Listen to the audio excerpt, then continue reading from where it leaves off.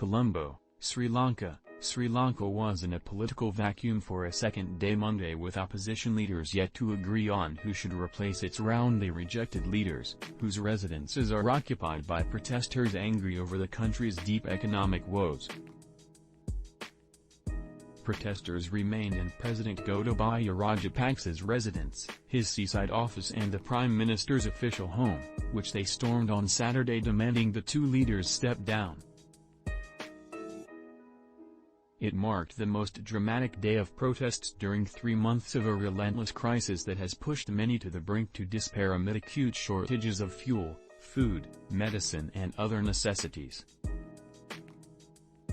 The protesters, who come from all walks of life, vowed to stay put until the resignations of the leaders are official. Rajapaksa has said he will step down on Wednesday, according to the parliamentary speaker. In a video statement Monday, the first since Saturday's protests, Prime Minister Ranil Wickremesinghe reiterated that he will stay on until a new government is in place because he wants to work within the constitution.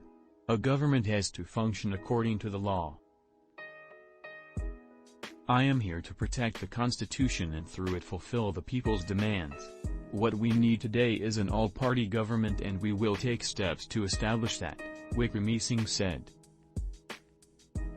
He also explained the sequence of events that led to the burning of his private residence on Saturday. He said that angry protesters gathered around his house after a lawmaker, in what Wickremesinghe said was an inaccurate tweet, said that he had refused to resign at a meeting of parliamentary party leaders. Police baton charged and fired tear gas. The last option was to shoot.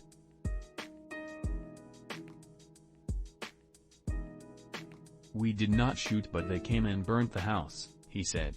My biggest treasure was my library with 500 books, Wickremesinghe said, adding it contained books written during the Portuguese and Dutch colonial period from the 16th and 19th centuries.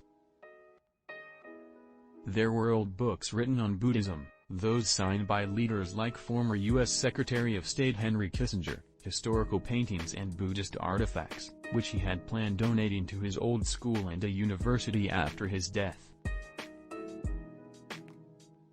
He said all but one painting had been salvaged. Wickremesinghe said he took over as Prime Minister to salvage the economy, and it would take at least 1 year to complete the initial steps needed for a full recovery. Also Monday, a group of 9 cabinet ministers announced they will quit immediately to make way for an all-party government, outgoing Justice Minister Wijayadasa Rajapaksa said. Wickremesinghe's office said meanwhile that another group that met the Prime Minister decided to stay on until a new government is formed. The president hasn't been seen or heard publicly since Saturday and his location is unknown. But his office said Sunday that he ordered the immediate distribution of a cooking gas consignment to the public, suggesting that he was still at work.